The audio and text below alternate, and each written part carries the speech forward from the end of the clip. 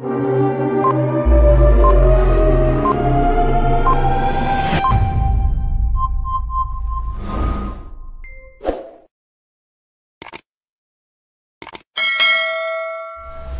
Bapak Ibu Guru semuanya, apa kabarnya? Semoga Bapak Ibu Guru dimanapun berada tetap sehat semuanya. Khusus buat Bapak Ibu Guru yang mau mencoba P3K tahun ini, khususnya guru bimbingan konseling. Sini saya sampaikan, saya akan membuatkan video tryout P3K khusus guru bimbingan konseling. Ini Sri Belajar Kemendikbud ya Bapak Ibu ya. Oke, langsung aja Bapak Ibu kita belajarnya. Ini dasar pertama. Di bawah ini macam-macam instrumen tes, kecuali A. observasi, B. angket, C. wawancara, D. metrik, E. home visit. Yang mana kira-kira Bapak Ibu instrumen tes? Ini dia jawabannya, kecuali metrik. Kita lihat penjelasannya. Instrumen tes merupakan suatu alat yang dapat dipergunakan sebagai alat untuk mengukur suatu objek ukur atau mengumpulkan data mengenai suatu variabel dengan memenuhi syarat-syarat dan ketentuan dari akademis. Dalam bidang pendidikan, instrumen tes digunakan untuk mengukur prestasi belajar siswa. Itu dia pembahasannya. Kita lanjut nomor 2. Undang-Undang Nomor 20 Tahun 2003 berisi tentang A. Sistem Pendidikan Nasional, B. Guru dan dosen, C. Jabatan dan fungsional guru, D. Standar kualifikasi akademis, E. Standar Nasional Pendidikan. Kalau ini pasti semua Bapak Ibu guru tahu ya, dimanapun berada. Iya, sistem pendidikan nasional ini nggak usah kita bahas Bapak Ibu ya. Oke, kita lanjut lagi. Suatu layanan bimbingan konseling yang bertujuan mengatasi permasalahan klien adalah A. layanan penempatan, B. layanan orientasi, C.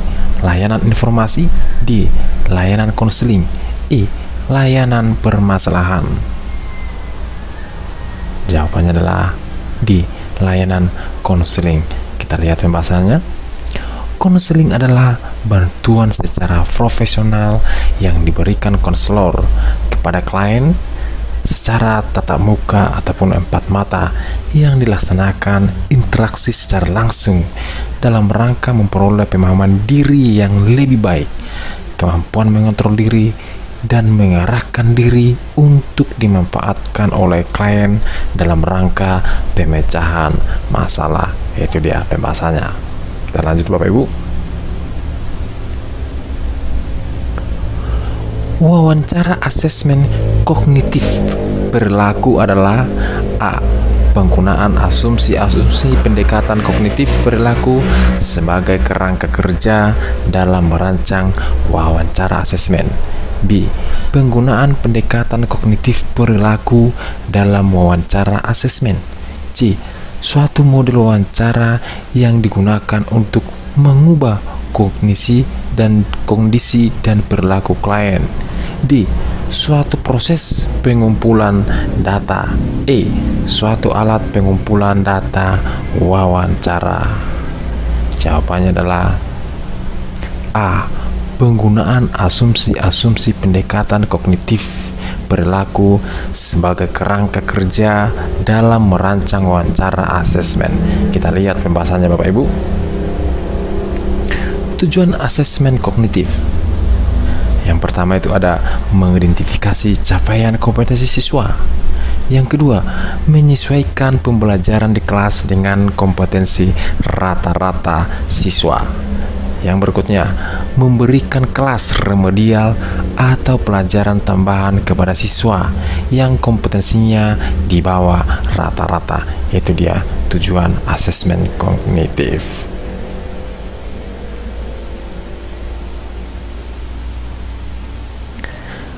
Penggunaan wawancara sebagai prosedur asesmen memiliki beberapa keuntungan, yakni A.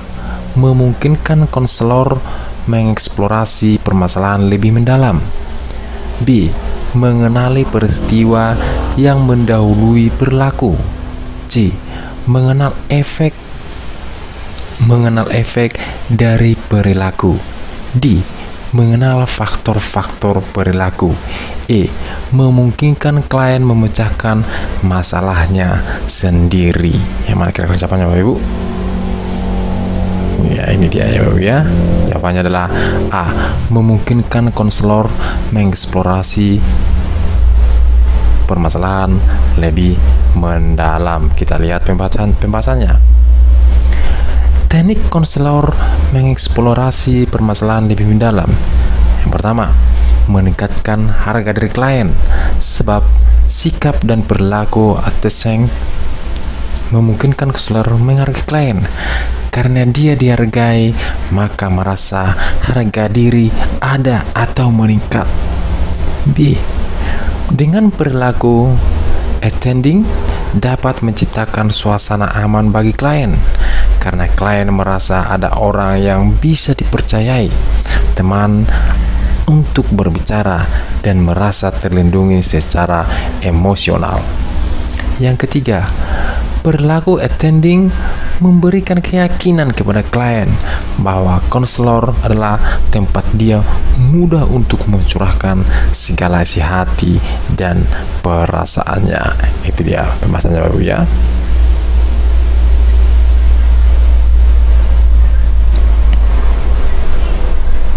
Yang keenam, konfrontasi sebagai salah satu keterampilan konseling. Penggunaan konfrontasi saat ini: A. Diawali proses konseling. B. Sepanjang proses konseling berlangsung. C. Eksplorasi masalah sedang dilakukan. D. Hubungan konselor dengan klien sudah berjalan baik. E. Di akhir proses konseling. Yang mana kira-kira jawabannya Bapak Ibu? Iya, jawabannya adalah D. Hubungan konselor dengan klien sudah berjalan dengan baik. Kita lihat pembahasannya. Teknik konfrontasi merupakan keterampilan konselor membantu konseling untuk menyadari adanya kesenjangan antara kata dan perbuatan atau bahasa badan, pikiran, tindakan, dan perasaan konseling, sehingga konseling dapat merubah perilakunya menjadi terarah dan menjalaninya. Itu dia Bapak Ibu.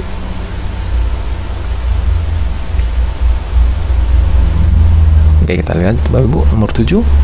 Seorang guru yang telah memahami karakteristik peserta didik, aspek fisik, moral, kultural, emosional, dan intelektual, termasuk pemahaman dalam kompetensi A.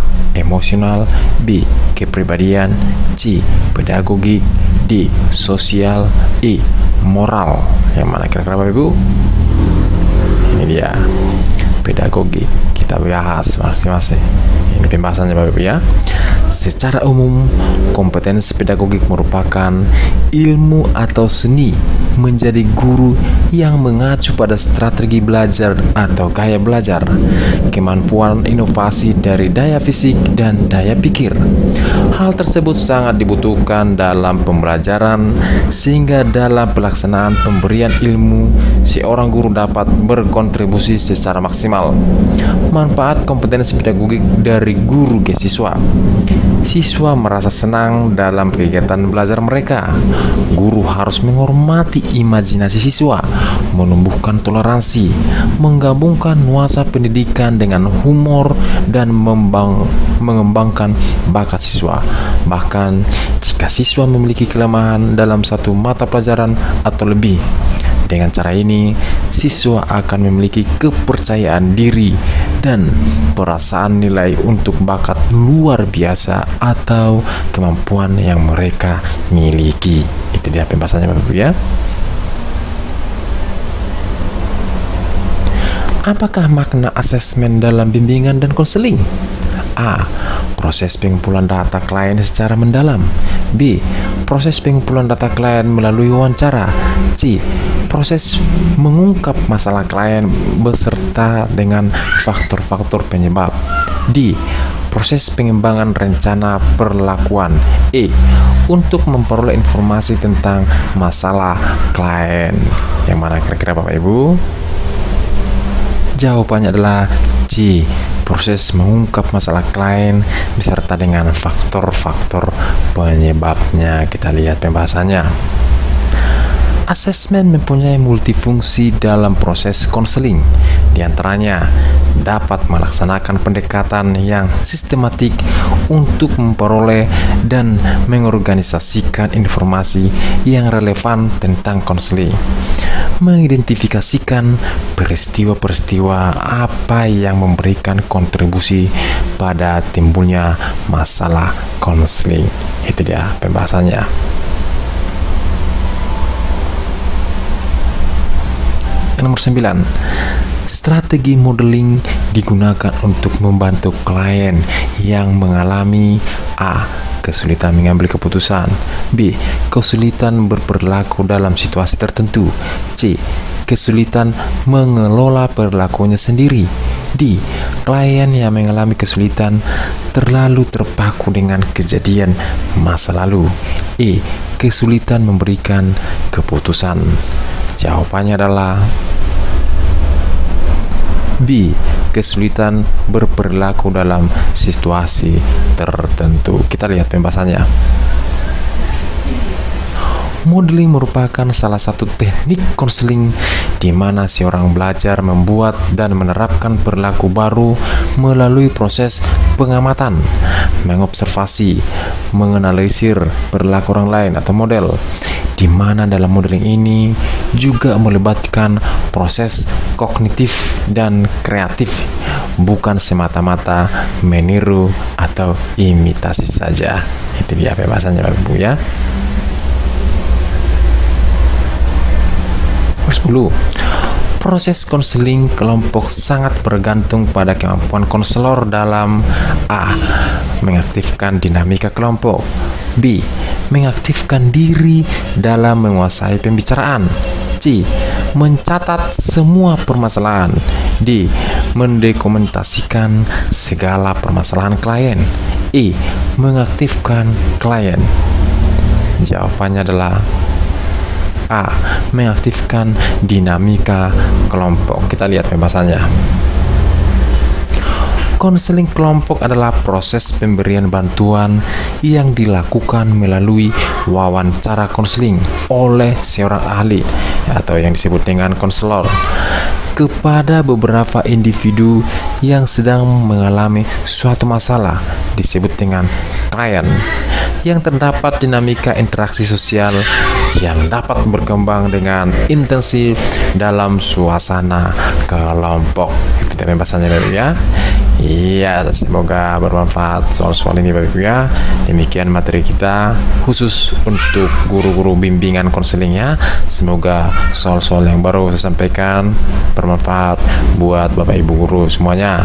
Semoga Bapak Ibu guru juga lulus di tahun ini ya untuk mencoba P3K itu ya. Dan dari saya salam sehat buat kita semuanya. Jangan lupa tetap perhatikan protokol kesehatan. Sekian dan terima kasih.